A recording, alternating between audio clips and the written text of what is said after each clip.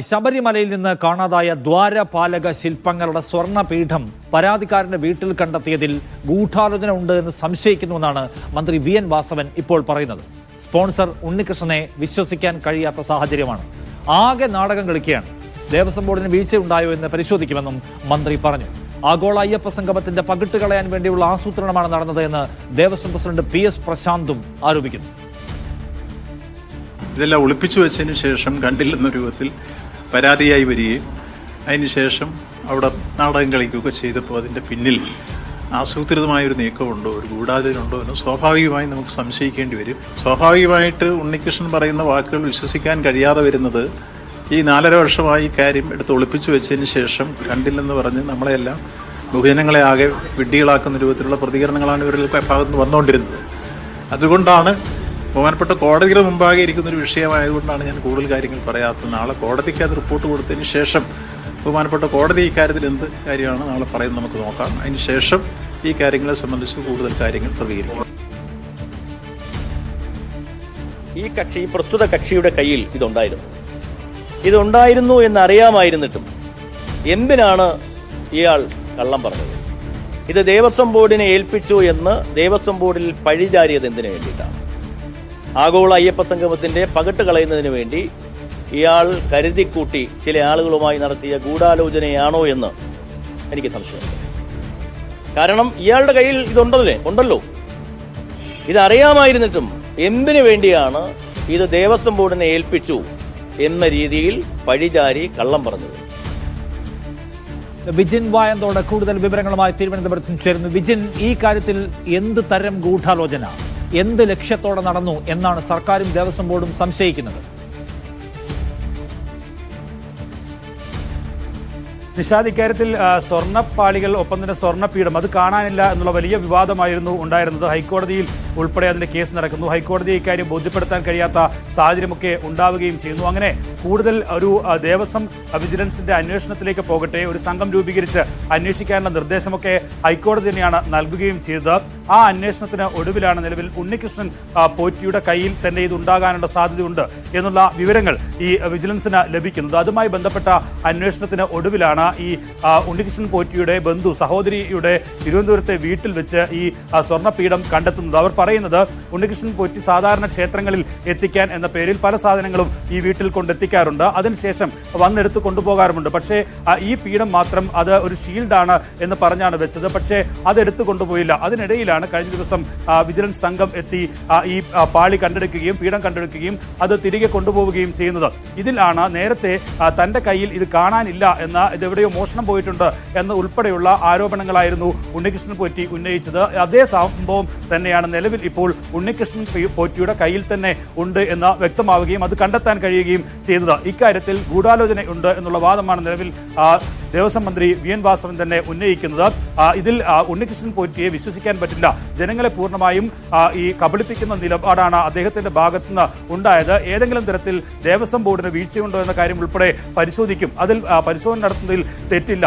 ഏതെങ്കിലും തരത്തിൽ ഇവർ തങ്ങളുടെ ഒരു ആശ്രിതരായി നിന്നുകൊണ്ട് പലതരത്തിലുള്ള അഴിമതികളും നടത്താനൊരു നീക്കം നടത്തിയിട്ടുണ്ടോ എന്ന കാര്യത്തിൽ ഉൾപ്പെടെ അന്വേഷണം വേണമെന്നാണ്. ഒപ്പം തന്നെ കുറച്ചുകൂടി വ്യക്തത വരുത്തിയിട്ടുള്ള ഒരു മറുപടി, ഒരു പ്രതികരണമാണ് ദേവസ്വം ബോർഡ് പ്രസിഡന്റ് PS പ്രശാന്തിന്റെ ഭാഗത്ത് നിന്ന് ഇപ്പോൾ ഉണ്ടായിട്ടുള്ളത്.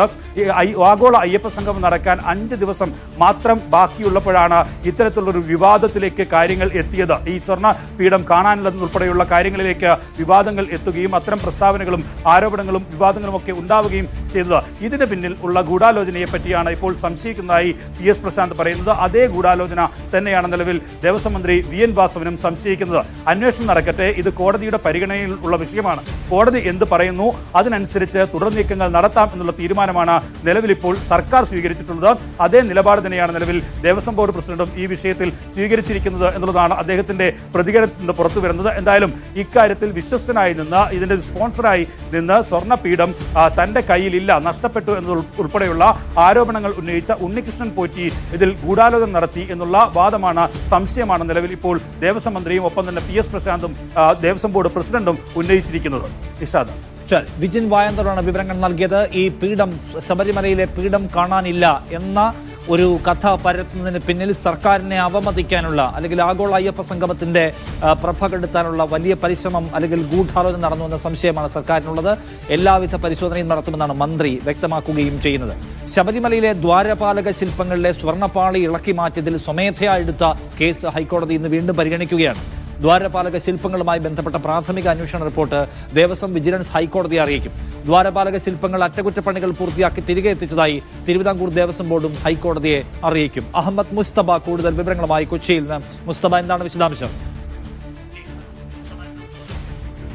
ഇഷാദ്, ഇന്നിപ്പോൾ ഈ കേസ് സ്വമേധയാ എടുത്ത ഹർജി ഹൈക്കോടതി ഡിവിഷൻ ബെഞ്ച് ദേവസ്വം ബെഞ്ച് പ്രത്യേകമായി തന്നെ പരിഗണിക്കുന്നുണ്ട്. ആ വിഷയവുമായി ബന്ധപ്പെട്ട് അവിടെ നിന്ന് അറ്റകുറ്റപ്പണികൾക്ക് വേണ്ടി കൊണ്ടുപോയ സ്വർണ്ണപാളികളിലെ ഈ ശില്പങ്ങളിലെ സ്വർണ്ണപാളികൾ അത് പിന്നീട് അതിന്റെ ഭാരവ്യത്യാസം, അതോടൊപ്പം തന്നെ സാധാരണഗതിയിൽ ഉണ്ടാവാത്ത ഒരു ഡിലേ ഇക്കാര്യത്തിൽ ഉണ്ടായി എന്നതുൾപ്പെടെയുള്ള കാര്യം, പ്രത്യേകിച്ച് ഏറ്റവും പ്രധാനപ്പെട്ട ഒരു കാര്യം, ഹൈക്കോടതി വിഷയത്തിൽ ഇടപെട്ടത് തന്നെ ഹൈക്കോടതിയുടെ ഒരു അനുമതി പ്രകാരമാണ് ഇതിന്റെ മൂവ്മെന്റ് ഉണ്ടാവേണ്ടതെന്ന് നേരത്തെയുള്ള ഡിവിഷൻ ബെഞ്ചിന്റെ വിധിയുണ്ട്. പക്ഷേ അത് പാലിക്കാതെ ഏതെങ്കിലും തരത്തിൽ ശബരിമല സ്പെഷ്യൽ കമ്മീഷണറെ അറിയിക്കാതെ തന്നെ ഈ വിഷയം ഇവിടെ നിന്ന് കൊണ്ടുപോവുകയും വളരെ അസാധാരണമായ ഒരു ഡിലേ ഇക്കാര്യത്തിൽ മൂവ്മെന്റിൽ ഉൾപ്പെടെ ഉണ്ടായിട്ടുണ്ട് എന്നതുൾപ്പെടെയുള്ള വിമർശനങ്ങൾ കോടതിയുടെ ഭാഗത്തുനിന്ന് ഉണ്ടായിരുന്നു.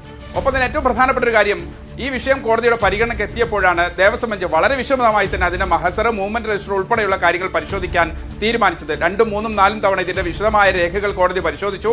അപ്പോഴാണ് ഞെട്ടിക്കുന്ന ഒരു വസ്തുത കോടതിക്ക് ബോധ്യപ്പെട്ടത്. കഴിഞ്ഞ 2019 സമാനമായി ഇത് കൊണ്ടുപോയിരുന്നു. അതിനുശേഷം ഇപ്പോൾ ഇത് വീണ്ടും കൊണ്ടുപോവുകയാണ്. ഒരു 6 വർഷത്തിന് ഇപ്പുറം വീണ്ടും കൊണ്ടുപോവുകയാണ്. പക്ഷെ ആ കൊണ്ടുപോകുന്നതിൽ ഇത് രേഖപ്പെടുത്തുന്നതിൽ ചില വീഴ്ചകളുണ്ട്. ഒപ്പം തന്നെ 4.5 കിലോയോളം ഈ ലോഹത്തിന് തൂക്കത്തിൽ കുറവ് വന്നിട്ടുണ്ടെന്നത് ഉൾപ്പെടെയുള്ള ഞെട്ടിക്കുന്ന വിവരങ്ങൾ കോടതി കണ്ടെത്തുകയും അതുകൊണ്ട് ശബരിമല ചീഫ് വിജിലൻസ് ഓഫീസറോട് ഒരു വളരെ സമഗ്രമായ അന്വേഷണം, പ്രത്യേകിച്ച് ചില ആംഗിളുകൾ, ഈ രേഖകൾ, അതോടൊപ്പം തന്നെ ആകെ ഉണ്ടായിരുന്ന തൂക്കം, കൊണ്ടുപോയത്, അതോടൊപ്പം തന്നെ യാത്രയിലുണ്ടായ അസാധാരണ കാലതാമസം, അങ്ങനെ സമഗ്രമായ വിവിധ കോണുകളിലുള്ള ഒരു അന്വേഷണം നടത്താനാണ് ഉത്തരവിട്ടിരിക്കുന്നത്. ഒപ്പം തന്നെ ഏറ്റവും പ്രധാനപ്പെട്ട ഒരു കാര്യം ഇപ്പോൾ പുറത്തു വന്നിരിക്കുന്ന വാർത്തയുമായി ബന്ധപ്പെട്ടുകൊണ്ട്, അതായത് ഈ ശബരിമലയ്ക്ക് ഈ സ്വർണ്ണപാളികൾ സ്പോൺസർ ചെയ്ത വ്യക്തിയെക്കുറിച്ചും അദ്ദേഹത്തിന്റെ താല്പര്യം എന്താണ്, അദ്ദേഹത്തിന്റെ വിശദമായ ഇക്കാര്യത്തിലുള്ള റോൾ ഉൾപ്പെടെ വളരെ സമഗ്രമായി അന്വേഷിക്കാനും കോടതി നിർദ്ദേശിച്ചിരുന്നു. എന്തായാലും ഇന്നിപ്പോൾ ഇത് തിരികെ കിട്ടിയെന്ന് തിരുവനന്തപുരത്ത് പറഞ്ഞതുപോലെ ആ വിഷയം ദേവസ്വം ബെഞ്ച് എന്തായാലും കോടതിയെ അറിയിക്കും. കാര്യം അദ്ദേഹത്തിന്റെ ബന്ധുവീട്ടിൽ നിന്ന് ഈ സ്വർണ്ണപീഠം കണ്ടെടുത്ത ഒരു സാഹചര്യത്തിൽ സ്വാഭാവികമായും ഇതിങ്ങനെയാണ് സംഭവിച്ചത് എന്നുൾപ്പെടെയുള്ള കാര്യങ്ങൾ എന്തായാലും കോടതിയുടെ പരിഗണനയ്ക്ക് വരും. ആ അന്വേഷണ റിപ്പോർട്ട് 3 ആഴ്ചക്കകം അന്വേഷണം പൂർത്തിയാക്കി കോടതിക്ക് മുമ്പിൽ വെക്കാനും ദേവസ്വം ബെഞ്ച് നിർദ്ദേശിച്ചിട്ടുണ്ട്. എന്തായാലും ആ വിഷയങ്ങൾ ഇന്ന് കോടതിയുടെ വളരെ സമഗ്രമായ പരിശോധനയ്ക്ക് വരെ ഒരു പ്രാഥമിക അന്വേഷണത്തിന്റെ റിപ്പോർട്ട് ശബരിമല ദേവസ്വം വിജിലൻസും ഇന്ന് കോടതിയിൽ സമർപ്പിക്കും. നിഷാ.